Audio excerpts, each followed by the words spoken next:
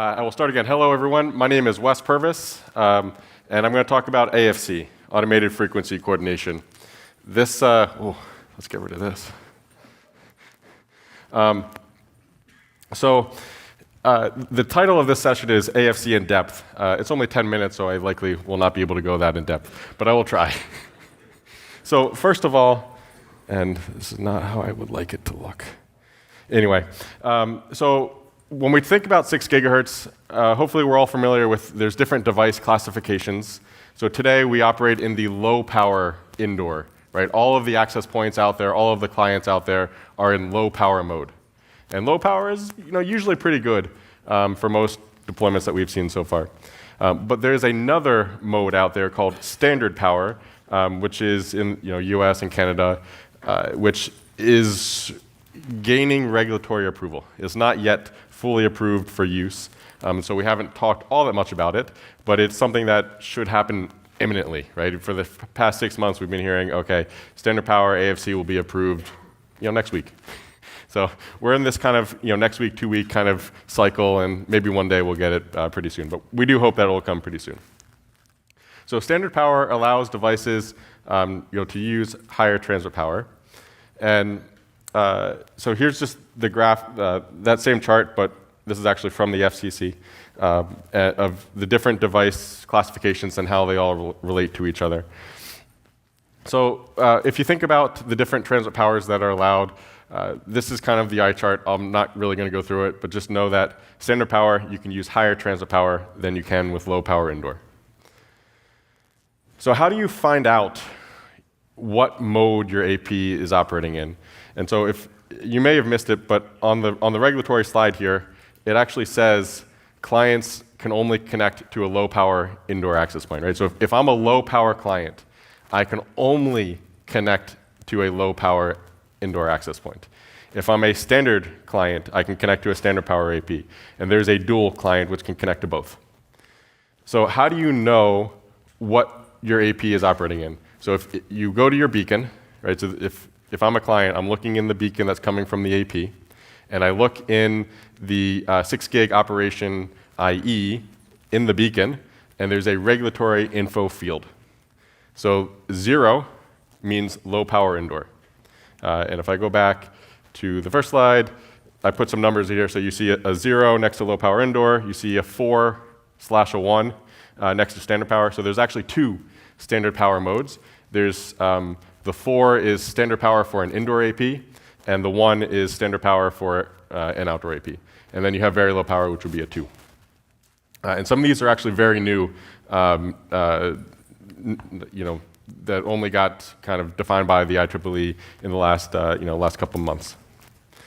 So why do we need AFC, or automated frequency control, which is the ability to use 6 gigahertz? Why do we have this concept of AFC? It's simple. It's to protect the incumbents. So the 6 gigahertz band is a frequency band that was previously licensed, and it was made unlicensed. So in certain circumstances, so indoors, a lot of extensive studies were done, and indoors 6 gigahertz, the signal propagation was deemed not to interfere with the incumbents. But there is significant concern with outdoors interfering with the incumbents, and that's why we haven't seen AFC approved yet, because the incumbents are pushing back. And so who are the incumbents? So this is from the FCC. This is basically the license granted by frequency band. And so it's quite a bit of it is like fixed microwave links, point-to-point links, point-to-multipoint links. You'll see some satellite, you'll see some local TV stuff in there, but this is the bulk of what is licensed out there in the US. This is from the US database.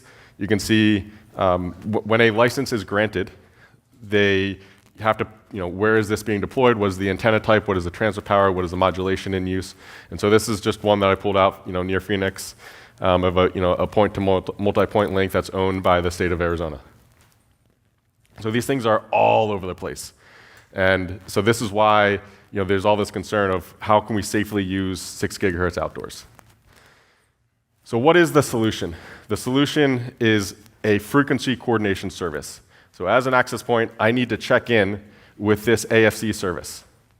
This AFC service will look at the national database that the FCC maintains and says, okay, you are in this location. I know that there are these links, these licensed users at this location. So, okay, maybe you can't use these 3 channels, or if you do, you have to pull back your transfer power. And so that's the whole point of the AFC system, is to safely use 6 gigahertz to protect the incumbents. So how does that relate to us, as Wi-Fi engineers? So we have to follow this AFC system.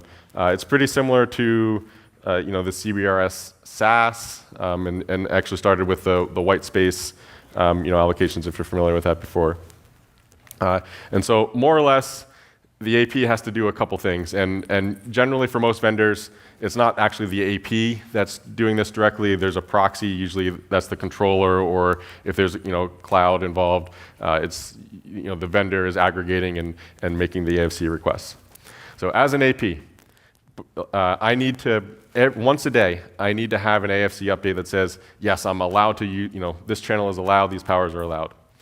I have to provide my geolocation, right? I have to say, where am I in that long, and provide an uncertainty value.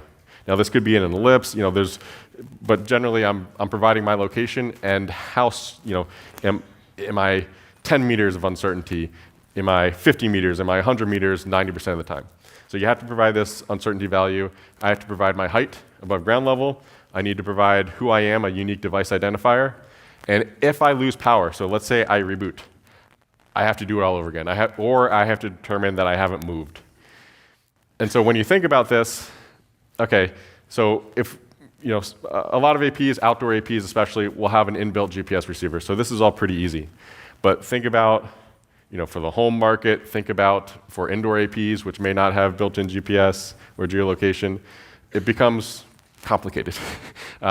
And I think we'll see that AFC will have a little bit of a learning curve, as we start to go down this path.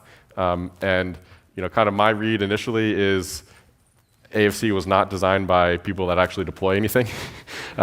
So we'll actually see how it works, and how arduous it is to use AFC. But let's, what does the AFC get us, right? It gets us the higher transfer power. It allows clients to use higher transfer power. And so I'll talk a little bit about that in a slide coming up. But this client transfer power could be beneficial. And so what is actually sent? What does the AFC request look like? And so this is it, right? So basically, I'm making a spectrum request. It's part 15, blah blah blah. There's some unique identifier information. I put in my location. So this is my lat long. This is my uncertainty. This is my above ground level. If I'm indoor, I can say that. If I'm not, if I'm outdoor, I can say that, because there's different calculations that happen indoor versus outdoor.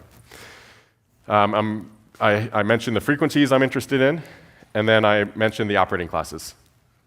So the operating classes are defined by the IEEE. So 131 is 6 gigahertz, 20 megahertz, so on and so forth, up to 160. So do we actually care about AFC? So for outdoor APs, if you're a weatherized AP, you have to do AFC. You cannot operate in low power, at least in the US and Canada. So if you're an outdoor AP, yes, you absolutely care about AFC. If you use antennas that are plugged into the AP, you care about AFC. You can use external antennas with low power indoor, but they have to be connectorized, meaning plugged in from the factory. Now, indoor is the real question. So do we care about AFC for indoor? Maybe. There's a thought that the client transmit limitations of low power indoor mode could be overcome using standard power. Now, is that worth the trade-offs? That remains to be seen, and something maybe we'll talk about next year. So let's get to the most important part. Recap there's a Juniper party, there's a Hamina party. At the Juniper party, we're giving away APs. Everybody can have an AP. If you like an AP, you can scan this QR code or go to this link, junipermist.com/WLPC, fill out a form. We'll have this later, so you don't, if this happens. The other thing, while you all have your phones out or your laptops, if you have a 6 gigahertz device, a device that can see 6 gigahertz, could you please see if you can see an SSID called max power, all caps? I'm kind of curious. I have this AP operating in standard power mode. I'm curious to see who can see it and if you can connect to it. So if you're able to see it and connect to it, come find me. Because my guess is most people cannot see it, and most people will not be able to connect to it. And that is it. Thank you.